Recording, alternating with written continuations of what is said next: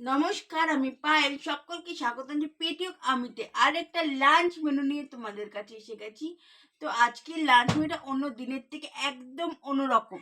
তো লাঞ্চ মেনুতে আজকে রয়েছে গোবিন্দভোগ চালের ভাত, আলু সিদ্ধ, কুমড়ো সিদ্ধ, সাথে ঘি, সন্দক লবণ। এই রয়েছে আমার লাঞ্চ মেনুতে। আজকে এই সিদ্ধই খাবো। আজকে মাংস, মানে মাছ, এইসব ডাল তরকারি এইসব কিচ্ছু নেই।